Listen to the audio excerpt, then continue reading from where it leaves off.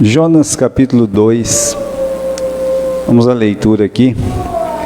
E orou Jonas ao Senhor, seu Deus, das entranhas do peixe, e disse: na minha angústia clamei ao Senhor, e ele me respondeu. Do ventre do inferno eu gritei, e tu ouviste a minha voz. Porque tu me lançastes no profundo, no coração dos mares, e a corrente me cercou. Todas as tuas ondas e as tuas vagas têm passado por cima de mim. E eu disse: lançado estou de diante dos teus olhos. Todavia tornarei a ver o templo da tua santidade. As águas me cercaram até a alma, o abismo me rodeou, e as algas se enrolaram na minha cabeça. Eu desci até os fundamentos dos montes, os ferrolhos da terra correram-se sobre mim para sempre, mas tu livraste a minha vida da perdição, ó Senhor meu Deus. Quando desfalecia em mim a minha alma, eu me lembrei do Senhor, e entrou a ti a minha oração no templo da tua santidade. E os que observam as vaidades vãs deixam a sua própria misericórdia. Mas eu te oferecerei sacrifício com a voz de agradecimento, o que votei pagarei. Do Senhor vem a salvação. Falou, pois, o Senhor ao peixe, e ele vomitou Jonas na terra. Irmãos, na semana passada nós começamos um estudo cujo título era Tratando o Egoísta que Existe Dentro de Nós. E aí nós falamos que Jonas era o quê? Era um egoísta enrustido, né? Esse foi o nosso assunto da semana passada. Falamos sobre isso. Ninguém sabia que o Jonas era egoísta até aquela tempestade se manifestar e ele ter que se autodenunciar. Aí ele diz: olha, eu estou fora da vontade de Deus. Não explicou exatamente o que era, né? Mas ele disse: é por minha causa que essa tempestade está acontecendo. E ainda na semana passada, nós falamos das evidências desse egoísmo de Jonas. Por exemplo, ele era indiferente ao sofrimento das pessoas, às almas que estavam em sua volta. Ele se esconde no porão, lá nas trevas do porão, enquanto está todo mundo se agitando, sofrendo lá naquele convés. Ele fica calado, quando todo mundo está orando, o Jonas, ele não ora, ele está calado. E aí eles mandam Jonas orar: ore para o seu Deus. Mas a Bíblia não diz que ele orou, ele não fala com Deus, ele fica parado, vendo todo mundo remar, e ele está lá parado, sem fazer nada. Então Jonas, ele se mostra um egoísta, mas na semana passada ele é um egoísta oculto que foi descoberto. Ou seja, às vezes existe um egoísta oculto dentro de nós, e esse egoísta tem que ser descoberto para ser tratado. Então é isso que vai acontecer na vida de Jonas, né? Hoje nós vamos falar, nosso título hoje, pode voltar lá, parece um título de filme de Hollywood, né? Inferno ao alto mar, né? Mas é isso mesmo que aconteceu. Se você olhar aqui em Jonas capítulo 2, versículo 2, ele diz assim: olha, eu estou clamando a Deus aqui do inferno, né? Ele está dizendo isso aí, da onde nós tiramos o título da nossa mensagem, né? Que é inferno ao alto mar. Mas hoje, o nosso assunto é pessoas egoístas sofrem. É isso que nós vamos falar hoje, do sofrimento dessas pessoas egoístas. Pessoas egoístas, elas não são felizes. Elas não estão rindo. Pode rir 1 minuto, 2, mas elas geralmente não estão rindo. Elas não são alegres, não são felizes, não estão satisfeitas. Pessoas egoístas, elas sofrem, elas são tristes, tá? E Deus, Ele quer tratar, Deus, Ele quer transformar esse coração egoísta. É sobre isso que nós vamos falar nesta noite, né? Voltando ainda aqui no livro de Jonas, quando nós estudamos no capítulo 1, um dos destaques do egoísmo de Jonas, vimos, foi a dormência, né? Se você olhar o versículo 5 aqui do capítulo 1, todo mundo se agitando, mas a palavra de Deus diz que ele desce lá no porão, tá? E ele desce lá nos lugares mais profundos do porão, se deita e dorme profundamente, como traz aqui a minha tradução. Aí, por que dormência? Porque dormência, no sentido espiritual, significa falta de amor, falta de interesse, uma indiferença de uma pessoa pelas almas, isso no sentido espiritual. Todo mundo morrendo, indo para o inferno, e às vezes a igreja, às vezes a nossa igreja, indiferente, dormindo no porão, tá? O problema não é dormir, tá certo? Por quê? Porque precisamos de dormir. Dormir não tem problema nenhum. Você lembra que Jesus um dia se deitou lá na popa também, né? Ele ficou deitado no fundo do barquinho, teve aquela tempestade, mas uma coisa é dormir dentro da vontade de Deus, outra coisa é dormir quando se tem coisa para fazer. Por isso o salmista, em relação a dormir, ele fala assim, olha, em paz também me deito e durmo, porque só tu, Senhor, me fazes habitar em segurança. Então o problema não é dormir. Nosso Jesus dormiu, mas só que dormir dentro da vontade de Deus é diferente, tá bom? De dormir quando é hora do trabalho, ou quando pessoas estão aflitas. É errado dormir quando as pessoas estão precisando de nós. Da alma cansada, da alma aflita, bater na nossa porta, e a gente não ter tempo, não ter desejo, não ter aquele anseio de querer ajudar a pessoa que precisa. Dormir quando tem tanto trabalho para fazer. Irmãos, na igreja tem muito trabalho para fazer e não é tempo de dormir. Você pode dormir na sua casa à noite, mas a igreja é um lugar de trabalho. Tem muito trabalho para ser feito. Muitas pessoas precisam da nossa ajuda. E dormir quando uma tempestade, que nós somos responsáveis por causar a tempestade, aí é prático, não é?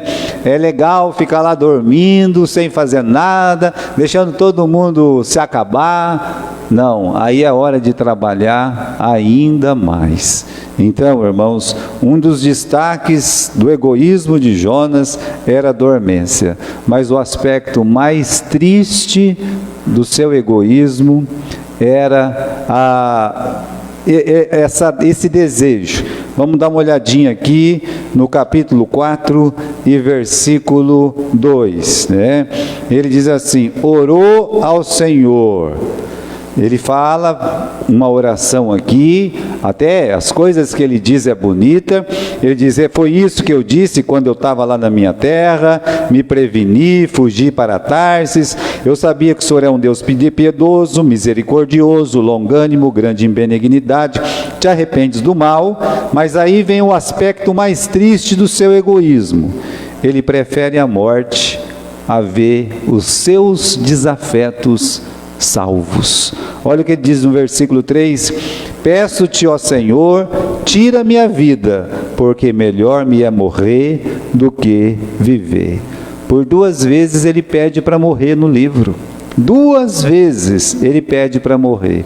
Uma no capítulo 1, nós já vimos, quando ele disse, me jogue no mar, me jogue. Ele está pedindo para morrer, tá? Está pedindo. A outra é essa que a gente acabou de ler, no capítulo 4. Peço-te, ó Deus, que tire a minha vida, porque é melhor morrer. Ele está dizendo, né?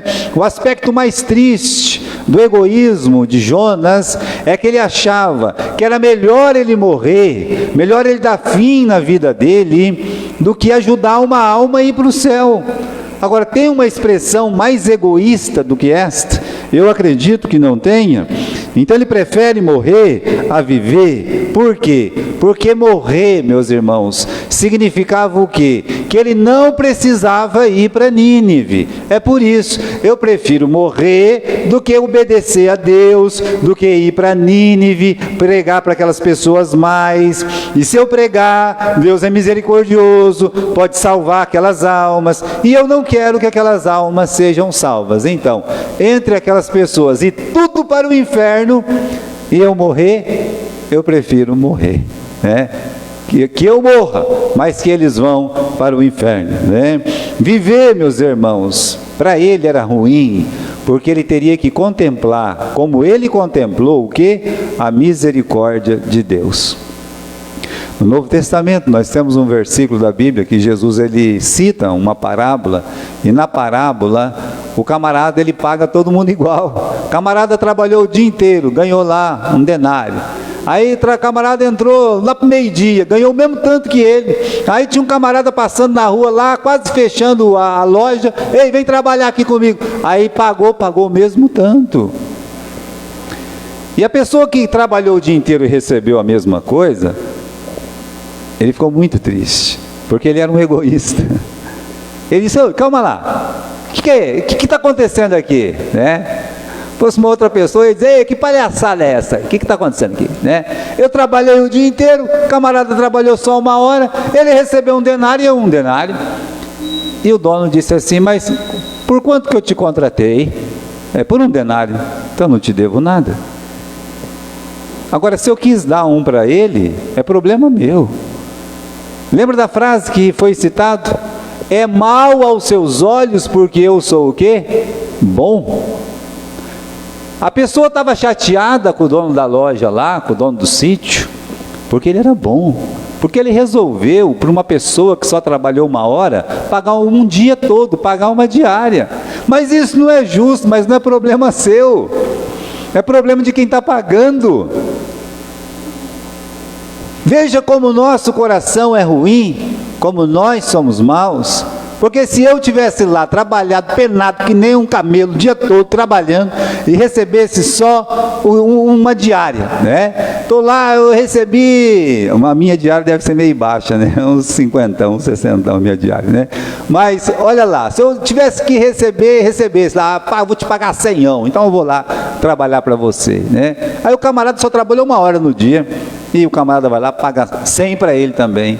Mesmo que a minha diária possa não valer tanto, eu ia ficar chateado, né? Mas calma lá, o que está acontecendo? Não está muito certo isso não. Irmãos, é exatamente isso.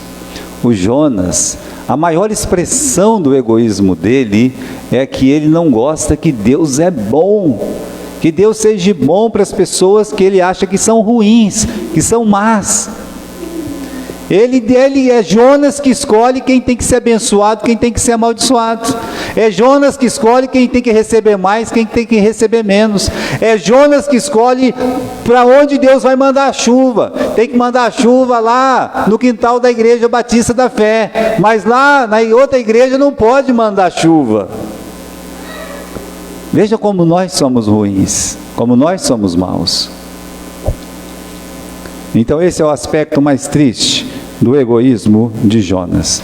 Eu tenho uma pergunta aqui ainda nesse texto, é o seguinte, né? Pode voltar, né? É essa aqui. Será que ele não tinha outra opção? Ele tinha. Qual que era a outra opção quando estava tendo a tempestade lá? Quando eles falaram: ora para o seu Deus, ele disse: é isso mesmo, eu vou orar. Senhor, tenha piedade de mim, tenha misericórdia, eu sou ruim de coração mesmo, meu Deus, tenha misericórdia. Livra essas pessoas dessa tempestade. Mas ele não faz isso, ele prefere morrer. Me jogue ao mar, né? Eu quero morrer afogado, eu quero que vocês me joguem lá e pronto, né? É o que ele está pedindo. Então, meus irmãos, vamos pensar, vamos voltar aqui no capítulo 1, no versículo 15, levantaram Jonas, lançaram ao mar. Então está aí, né?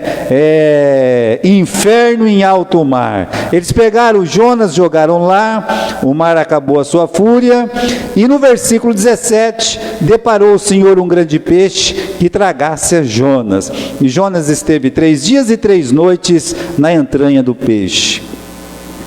Eu quero que você se coloque no lugar de Jonas quando ele está sendo jogado e cai lá dentro da água, antes dele ser engolido pelo peixe.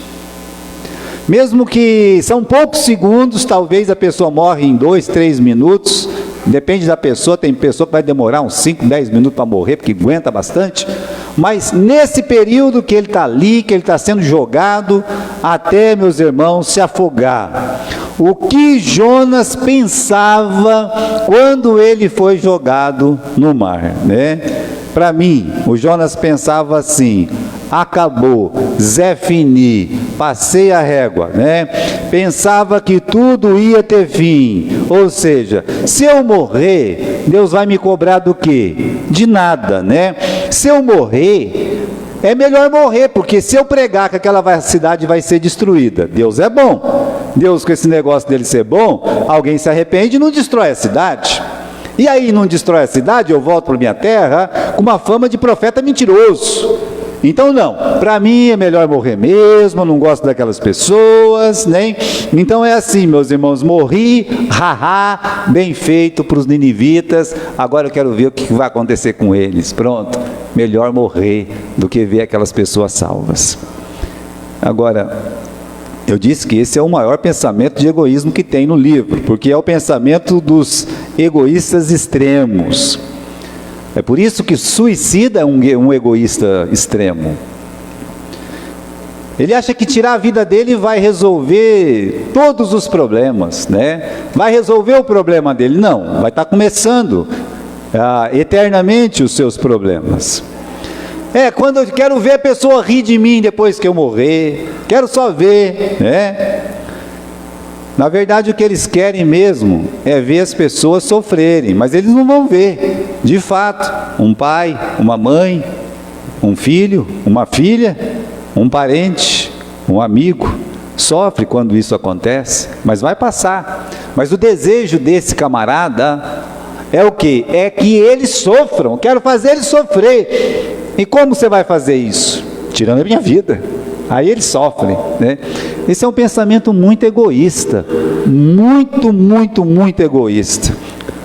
Oh, meus irmãos, quando aquela pessoa fala assim: agora eu vou sair dessa empresa, quero ver o que vai acontecer sem eu aqui, né? Tem gente que fala isso, né, por puro egoísmo. Aí depois, sabe como é difícil, né? Eu vou embora dessa casa, né? Você vai? E todo mundo vai sentir a minha falta, quero ver o que vai acontecer, né? Meus irmãos, é expressão de egoísmo. Querendo ou não, é expressão. Se o marido faz isso, é expressão de egoísmo. Se a esposa faz isso, é expressão de egoísmo. E é uma grande expressão de egoísmo. Agora eu disse para vocês que o nosso tema é esse: olha, pessoas egoístas sofrem, e sofrem muito. Não pensa que é legal ser egoísta, né? Eles estão em constantes crises de fé. Parece que não, mas estão, tá? A trajetória dessas pessoas é sempre para baixo, né? A vida dessas pessoas egoístas vão sempre para baixo. E pior, né? Os egoístas vivem um inferno em vida. Rapidamente eu quero falar sobre essas 3 coisas. Primeiro aí, o egoísmo, ele afeta a nossa fé. A pessoa que é egoísta está em constante crise de fé. Repare a vida do Jonas. Há um abismo, mas um abismo muito grande entre a fé de Jonas e a conduta de Jonas. A fé de Jonas está expressa no versículo 9. Ele disse: eu temo o Senhor, Deus do céu, que fez o mar e a terra seca. Essa é a expressão teológica da sua fé. Eu temo a Deus, o soberano Deus. Eu sou um temente a Deus. Você é um temente a Deus, tá? Ele define Deus como soberano. Mas como é que uma pessoa que fala: eu sou servo de Deus, eu temo a Deus, Deus fez o céu, fez a terra, fez o mar, fez tudo isso. Agora, se você sabe que Deus é soberano e fez tudo isso, por que você acha que pode fugir da presença dele? Como é que uma pessoa que crê na soberania de Deus, que crê na onisciência, onipresença e onipotência de Deus, como é que uma pessoa dessa vai comprar uma passagem para Tarsis, imaginando que pode fugir de Deus? Então olha o abismo. Olha, meus irmãos, o buraco que tem na fé de Jonas e a conduta de Jonas, que fala que Deus é soberano, mas foge da presença dele. Uma outra coisa, No capítulo 4, nós já lemos no versículo 2, que ele diz: Deus é misericordioso. Ele repete por 5 vezes, com palavras diferentes, a compaixão de Deus, por 5 vezes. Agora, uma pessoa que fala que crê na misericórdia, na compaixão de Deus, e não tem amor pelas almas, calma lá. Isso também é um abismo entre a fé e a conduta. Então, o egoísmo, ele afeta a nossa fé, porque abre esse abismo entre o que nós falamos de Deus e o que nós fazemos para Deus. Entre o que nós falamos do amor de Deus para as pessoas e o que nós fazemos para as pessoas. É um buraco muito grande. Então, o egoísmo afetou a fé de Jonas sobre o amor de Deus. Não cabia na cabeça dele o amor de Deus. Como é que pode isso? Não entrava na cabeça do Jonas que Deus amava os ninivitas também. Como assim? Amava os ninivitas. Deus ama os nossos vizinhos. Deus ama os vizinhos que nós não gostamos, que nós gostamos. Deus, Ele ama, meus irmãos, as pessoas mais pecadoras deste mundo. Deus ama quem mata, quem rouba. Deus ama quem prostitui. Deus ama. Essa é a verdade. E nós, às vezes, nós demoramos a acreditar que isso é uma verdade. Ele nos amou sendo nós ainda pecadores éramos quando Ele expressou o seu amor de salvação por nós.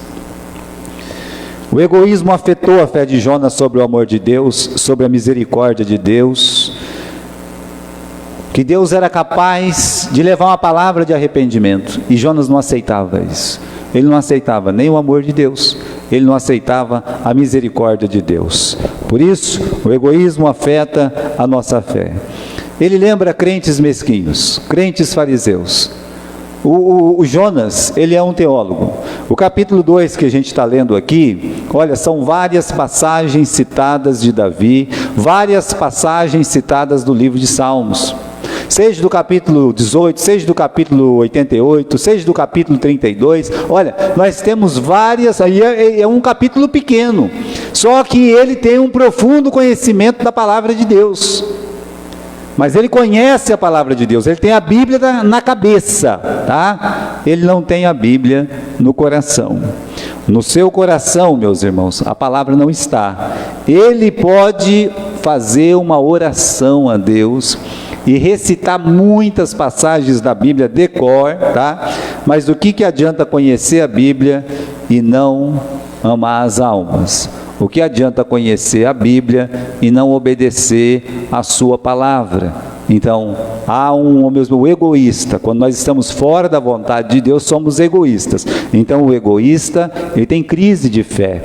Há um abismo entre a sua fé e a sua conduta, tá? A outra coisa, meus irmãos, que é ruim, né? Pessoas egoístas sofrem, é porque o egoísmo afunda a nossa vida. Como assim afunda? Olha o capítulo 1. Aparece, meus irmãos, de forma clara para nós, por 3 vezes, a palavra descer. A palavra descer é a palavra-chave da trajetória de Jonas, nesse capítulo 1. Então você vai ver isso, por exemplo, no capítulo 1, versículo 3. Deus disse para ele: vai lá para Nínive e prega contra ela. Ele não foi. No versículo 3, diz que Jonas se levantou para fugir diante da face do Senhor e desceu para Jope. É a primeira descida dele. Ele desce, né? Então ele está descendo, desce para a cidade de Jope e chega lá no mar. Ele sai da terra firme, sai daquilo que é firme, que é a palavra de Deus, e ele desce para o mar. Eu lembro vocês que Tiago, ele compara o mar com uma vida o quê? Inconstante, tá? Quando você está fora da vontade de Deus, desobedece à vontade de Deus, você sai da terra firme e fica onde? Sendo jogado para um lado e para o outro.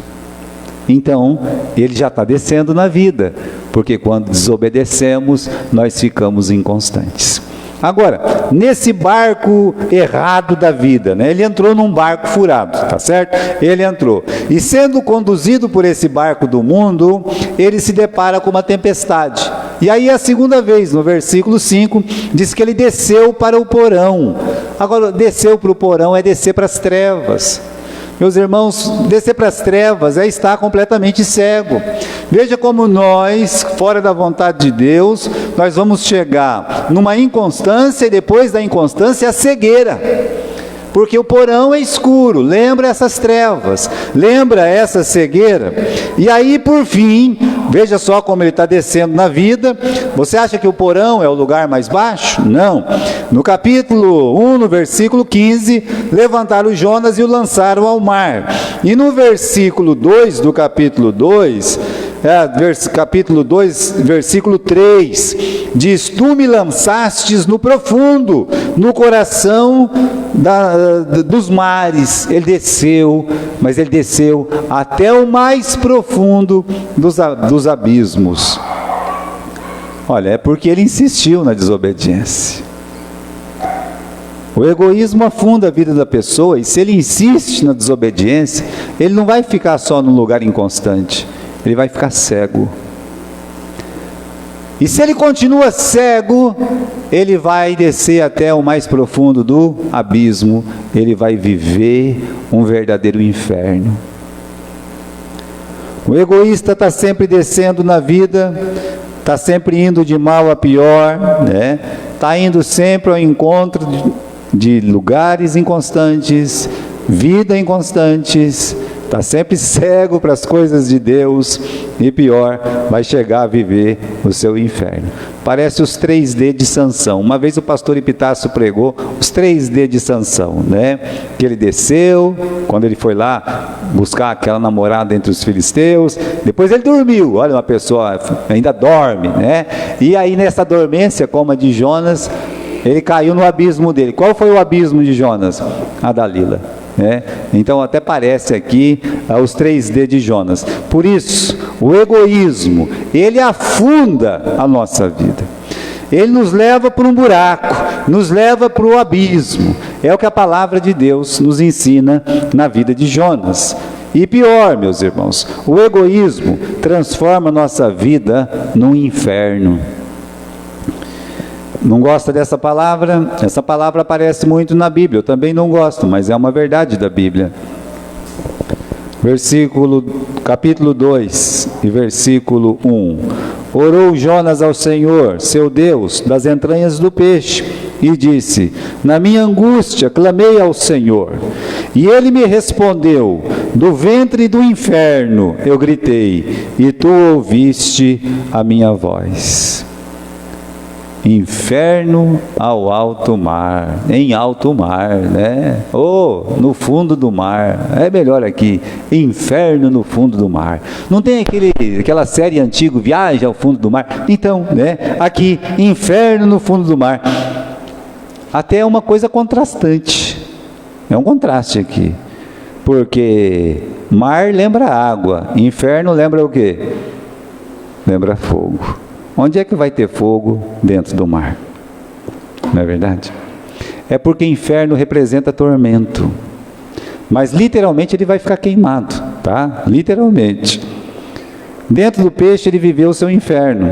Ele disse isso, nós lemos aqui no versículo 2, né? Mas imagine uma vez, meus irmãos, uma coisa era cair naquelas águas. Ó, morri. Morreu, que bom, né? Morreu, tal, é um filho de Deus, né? Vai para o céu fazer o quê? Né? Mesmo na desobediência, Deus tem misericórdia, mas não morreu, né? Aí é que está a questão. Quando ele pensava que ele estava quase morrendo, né? Agora os ninivitas vão tudo para o inferno. Quando pensa que não, ele é engolido por um peixe enorme.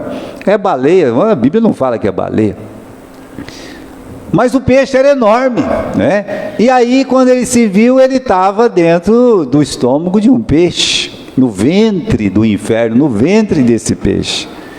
E você imagine o mau cheiro de um monte de peixe morto dentro desse peixe. O balanço das águas dentro desse ventre. E só água podre. A coisa é nojenta. Ele está vivo lá, ele não está morto. Ele tem nariz. Você tem nariz? O meu só funciona 50%. Com 50% eu morreria de miasma lá dentro. Deus não permitiu que ele morresse. Som das águas podres se debatendo no estômago em plena digestão. O alimento era ele próprio. Aí você está lá com aquele estômago fazendo aquele barulho. Aquele negócio é meio nojento, né? É esquisito, é esquisito. Ele estava lá. Esse foi o inferno dele. E pior, sendo queimado vivo pelo suco gástrico. Não tem jeito de entrar no estômago sem ser queimado. Olha o que acontece com os alimentos pesados, tipo carne, cada coisa esquisita que a gente come. E, meus irmãos, aquilo vai se derretendo, vai se consumindo, vai virar sangue. Imagine só, os egoístas, eles são assim, né? Eles vão para o profundo, eles vão para o ventre do peixe, eles vão viver um inferno. É o que a palavra de Deus está dizendo. Não tem paz. Eu acredito mesmo nisso. Uma pessoa sem amor ao próximo, um crente que não se interessa pelas almas, essa é uma pessoa que vai viver atormentada. Se você não tem piedade, não tem amor pela sua família, você sempre vai viver atormentado. Se você não tem amor pelas pessoas que estão morrendo e indo para o inferno, a tua vida é uma vida atormentada. Não vai ser diferente. Olha o que está acontecendo com Jonas. Jesus diz que Jonas é um sinal para nós. O que é um sinal? É um exemplo. Ele serve de exemplo. Olha como ele desceu na vida. Olha como a fé dele estava, meus irmãos, em contraste com a sua conduta. E olha o inferno que ele viveu. Agora, o que Deus queria quando colocou esse peixe no caminho de Jonas? O que Deus queria? No versículo 17 do capítulo 1, diz que Deus preparou, o Senhor, um grande peixe para que tragasse Jonas. Repare bem nessa palavra, deparou ou preparou, porque é isso mesmo que está acontecendo aqui. É isso mesmo que nós estamos lendo. Preparou o Senhor, capítulo 1, versículo 17, um grande peixe para que tragasse Jonas, e ele ficou lá 3 dias e 3 noites nas entranhas, no ventre do peixe. Eu digo para vocês que esse não é um peixe qualquer. Esse é um peixe que Deus preparou, é algo diferente, é uma coisa que veio de Deus. E pode ser que Deus preparou aquele único peixe para aquela única ocasião, ou pode ser que Deus preparou um peixe entre muitos peixes e ele estaria ali naquele momento, não importa para nós. Mas aquele peixe vai dar uma aula profunda para o Jonas. O propósito daquele peixe na vida do Jonas, qual é? Não deixar o Jonas morrer. Esse era o propósito, você não vai morrer. Porque se Deus quisesse que ele tinha morrido afogado.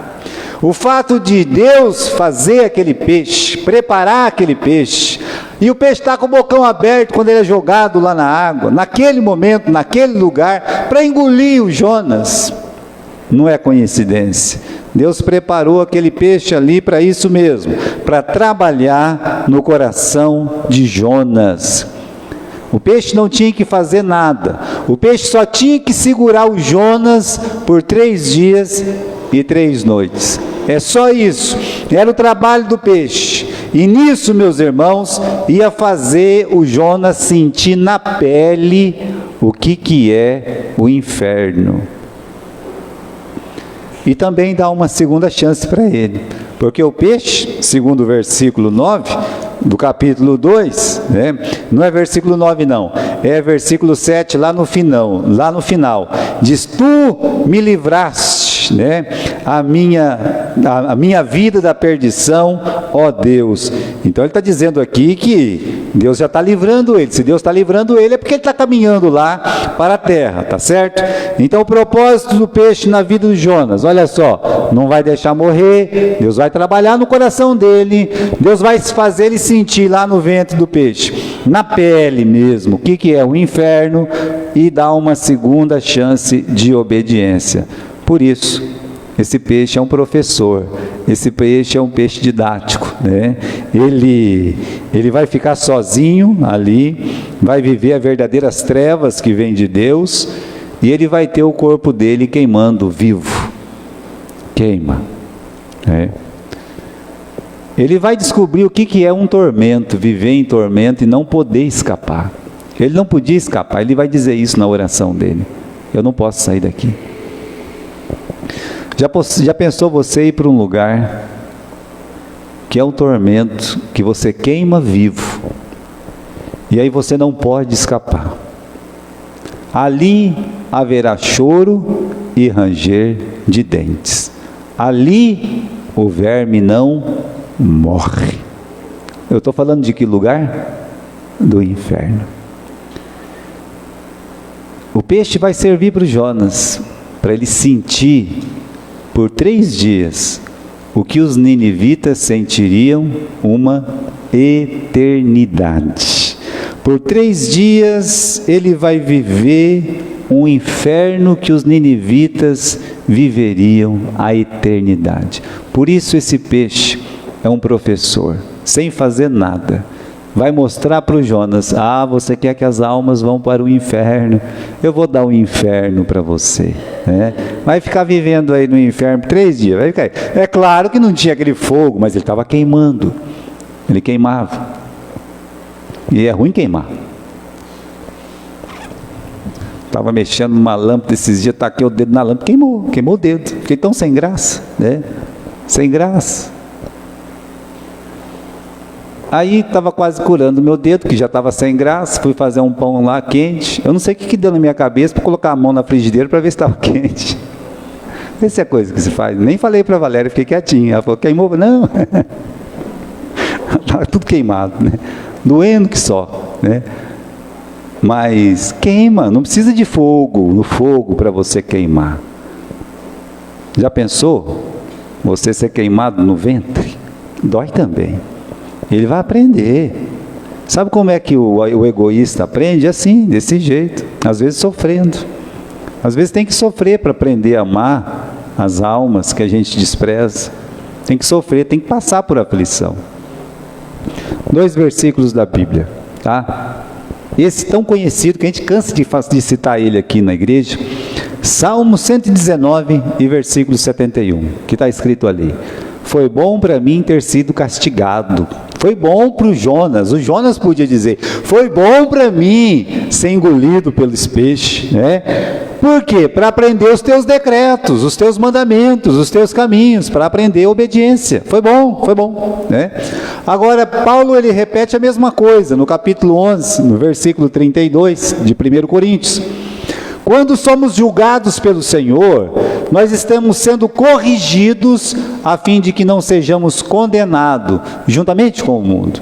Então, se Deus nos repreende, se Deus nos coloca no ventre do peixe, se Deus nos aflige, nos humilha, nos envergonha, é para o nosso bem, é porque Ele nos ama, é um testemunho vivo para nós que Ele nos ama. Então aquele inferno foi bom, né? Foi um inferno em vida, e não na eternidade. E tem muita diferença. Tem muita diferença, porque o inferno em vida, ele acaba. O eterno não. Uma coisa é o Jonas clamar no ventre do peixe, e daqui a pouco sair de lá. Outra coisa é o rico dizer: Senhor, eu estou em tormentos. E o Abraão dizer: não tem mais jeito não, você está aí, é para sempre. E ele só ficou 3 dias lá. E ele queria que 120 mil almas, que ele foi ordenado a pregar, passasse uma eternidade no inferno. Irmãos, aquele inferno foi bom, tá? Foi muito bom. Fez Jonas acordar espiritualmente. Jonas acordou. Como eu sei disso? Pelo versículo 1 do capítulo 2. Então Jonas, ele está orando. É isso mesmo que nós estamos lendo. Não orou para fazer a vontade de Deus, não orou no porão, não orou quando estava todo mundo remando, não orou quando pediram para ele orar. Não orou quando estava lá na berlinda para ser jogado no fundo do mar? Não orou quando estava se afogando? Ele orou no ventre do peixe. E quem sabe ele orou no terceiro dia, vai saber. Deixou para orar na última hora, né? Quando já não aguentava mais. Então, pela primeira vez, ele se sente em apuros, no versículo 2, na minha angústia. Ele está em apuros, na minha angústia. Olha o versículo 7, quando desfalecia em mim a minha alma, eu me lembrei do Senhor. Então aquele peixe, aquele inferno, aquela aflição, aquele sofrimento, aquela dor, para o desobediente faz bem. Para quem está trilhando o caminho errado, faz muito bem, porque pela primeira vez ele viu e ele se sentiu em apuros. Pela primeira vez no livro ele vai orar, ele reabre a comunicação com Deus. Ele, não é que estava fechado, é que ele não queria orar, ele não queria mais conversar com Deus. Agora, a Bíblia diz no versículo 2, na minha angústia eu clamei, eu orei ao Senhor, e melhor, né? E Ele me respondeu. Ele descobriu que Deus estava disposto a conversar com ele. Era ele que não estava disposto a conversar com Deus. Uma outra coisa que ele faz, ele passa a meditar em como ele estava afastado de Deus. O versículo 3 diz, porque tu me lançaste no profundo, no coração dos mares, e a corrente me cercou. Todas as tuas ondas e as tuas vagas têm passado por cima de mim. E eu disse, lançado estou de diante dos teus olhos. Veja só, ele passa a meditar nesse afastamento, mas é culpa dele esse afastamento. Porque uma pessoa fora da vontade de Deus, ele está afastada, então ele está pensando, olha como eu estou longe, né? Eu estou, versículo 3, eu estou aqui lançado no profundo, no coração dos mares, essas ondas, essas vagas, elas estão me cobrindo, o Senhor me lançou de diante da tua face. Ele pensou, como eu estou separado de Deus. Mas o final do versículo 4 é maravilhoso. Sabe por quê? Se ele considera que está afastado de Deus, ele considera que Deus abriu uma saída.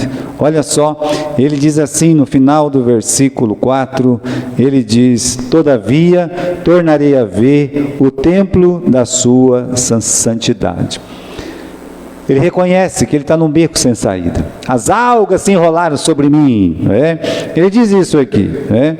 Está lá, versículo 5, né? As águas cercaram a minha alma, o abismo me rodeou, as águas se enrolaram na minha cabeça. A coisa está feia para o lado dele. Quando ele diz que ele está todo enrolado, está todo complicado, está todo cercado, ele está dizendo, eu estou sem saída. No ventre do peixe ele ficou sem saída, para cima não dava, para baixo não dava, para frente não dava. Para trás também não dava. Como é que eu vou sair daqui? Às vezes o mundo faz isso. Está cercado.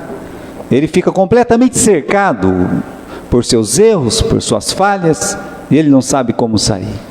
E aí então, ele diz aqui para nós, meus irmãos, no versículo 4, lá no final, todavia eu tornarei a ver o templo da sua santidade. Por que é importante o final desse versículo? Porque o templo tem uma coisa importante que nós estamos estudando aqui domingo de manhã. Quem é que ia para o tabernáculo? Quem é que ia para o tabernáculo? Não, os sacerdotes, estava lá já. Eu estou perguntando assim, quem é que ia todo dia para o tabernáculo?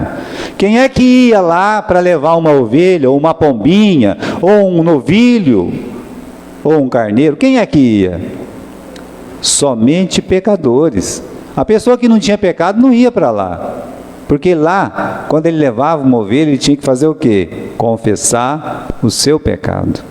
Então o templo era lugar de pecadores. Isso é muito importante nessa declaração de Jonas, porque ele fala: eu ainda vou entrar no seu templo, eu sou um pecador. Eu sou um pecador. Quer dizer que ele também é pecador, e muitos pecadores como ele precisam de salvação, né? E uma outra coisa, ele descobre que Deus o poupou. No versículo 6, eu desci até os fundamentos dos montes, os ferrolhos da terra correram-se sobre mim para sempre, mas tu livraste a minha vida da perdição. Então ele descobre que Deus o poupou. E uma outra coisa muito importante, se ele está vivo, ele descobriu isso no ventre do peixe. Bom, Deus não me matou. Já era para mim ter morrido. Já faz 3 dias que eu já fui jogado na água, né? Então, depois desse tempo todo, era para mim estar morto. Morto. Não morri. Se Deus não me matou, é porque Ele tem o quê? Um propósito na minha vida. Então, o inferno, meus irmãos, não é só para disciplinar. O inferno é para lembrar o cristão. O inferno que eu digo é quando passa por aflição por conta do erro, da falha. É para lembrar o cristão que Deus está dando uma segunda chance para ele, que Deus ainda quer trabalhar com ele.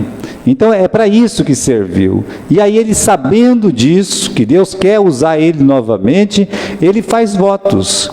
E ele deseja cumprir os votos. No capítulo 2, no versículo 8, ele reconhece o seu erro. Os que observam as vaidades vãs deixam a sua própria misericórdia. E ele estava brigando com Deus por causa de pouca coisa, coisa pequena, vaidade vã, a sua própria vaidade, o seu egoísmo. Então esqueceu da própria misericórdia. Mas aí ele diz no versículo 9: mas eu te oferecerei sacrifício com a voz de agradecimento. Ele está dizendo para Deus: meu Deus, eu quero ir lá, né? Eu quero oferecer sacrifício com voz de agradecimento. O que votei, versículo 9, eu vou pagar, porque do Senhor vem a salvação. O que ele está dizendo aqui? Ele está dizendo que ele fez votos. Qual votos? Para mim, meus irmãos, foi o voto: Senhor, se o Senhor me der uma segunda chance, eu vou até Nínive, eu vou pregar a tua palavra, eu vou cumprir os meus votos. E quando eu chegar no templo, quando eu chegar lá em Jerusalém, eu quero fazer uma outra coisa. Eu quero agradecer a Ti, ó Deus.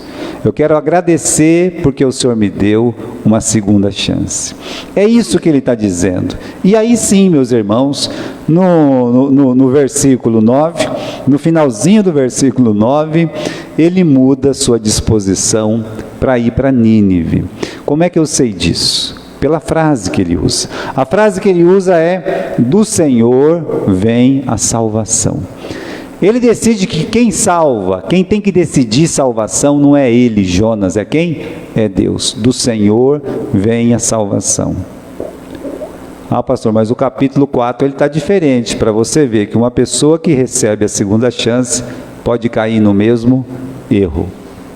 Pode voltar a ser um grande egoísta. Mas hoje nós estamos tratando de quê, né? Volta lá na nossa primeira página lá, né? Que pessoas egoístas sofrem, ele sofreu muito, tá? E que Deus quer transformá-las. E ele tem a chance. Olha o que acontece no versículo 10, tá? Versículo 10. Falou, pois, o Senhor ao peixe, e ele vomitou a Jonas na terra. Não morreu, provavelmente saiu todo queimado de lá, fedendo uma carniça medonha. Tomando um banho podia melhorar talvez, mas a queimadura deixa sinais que não se apagam. Ele deve ter saído com muito sinal de lá. Ele é um sinal, Jesus disse que ele é um sinal. Ele foi um sinal para a geração dele, mas é um sinal para nós também. Irmãos, não precisamos de um inferno para mudar as nossas atitudes. Essa é a notícia boa. A gente não precisa viver o que Jonas viveu. Se viver o que Jonas viveu, lembre-se, é misericórdia de Deus. É a mão de Deus agindo, mas nós não precisamos. Ninguém precisa ser engolido por um grande peixe. para ficar mais humilde, para ter amor pelas almas. Ninguém precisa viver em angústia para dar valor para as pessoas e passar a amar aqueles que Jesus manda amar, aqueles que Ele odeia, mas Jesus quer que Ele ame. Não precisa de um peixe vir e nos engolir. Nossa alma não precisa desfalecer, como está aqui no versículo 7, quando desfalecia em mim a minha alma. Então a nossa alma não precisa desfalecer para aprender que Deus ama todas as pessoas e que Deus quer nos usar para ganhar essas almas. Então ninguém precisa sofrer. Você não precisa sofrer para aprender a amar. Você não precisa sofrer para aprender a perdoar. Você não precisa sofrer para aprender a compartilhar o Evangelho. E principalmente, você não precisa sofrer o inferno eterno. Não precisa. Eu disse que Deus está querendo poupar os ninivitas do inferno eterno, mandando a pregação para eles. E eles vão se arrepender, nós vamos ver isso na próxima semana. O arrependimento dos ninivitas é o que nós vamos ver. Todos eles se arrependeram. Eles não precisaram passar por um inferno, ainda que viveram muito mal aqui neste mundo, mas a palavra de Deus diz que eles se arrependeram. E Jonas se arrependeu e se livrou desse primeiro inferno. Agora, irmãos, nós não precisamos. E uma pessoa que está neste mundo, ele não precisa morrer e ir para o inferno, porque Jesus já morreu para salvá-lo. Jesus já morreu na cruz, Ele já fez a obra. Está muito legal na nossa classe, vendo aquelas figuras emprestadas pela Mariazinha. Aí vem um pecador lá com um cordeirinho na mão. Tadinho do carneirinho, não tem culpa nenhuma. Um animal tão inocente. E os irmãos que já mexeu com carneiro sabem como é inocente esse bichinho, como é amável, como é dócil. Aí o pecador carregando o carneiro lá diz: olha, eu pequei. Então você tem que confessar, confessou o pecado, e agora? Pegava a cabeça do camarada e colocava a mão na cabeça do animal, transferia o pecado de um para o outro, pegava o animalzinho, matava ele e colocava lá naquela fornalha. Já pensou? Tadinho do animal. Foi o que Jesus fez por nós. Merecíamos a morte, merecíamos o inferno, era para aquele pecador estar naquele tacho, essa que é a verdade. Não, mas ele confiou no Cordeiro. Como João Batista disse o quê?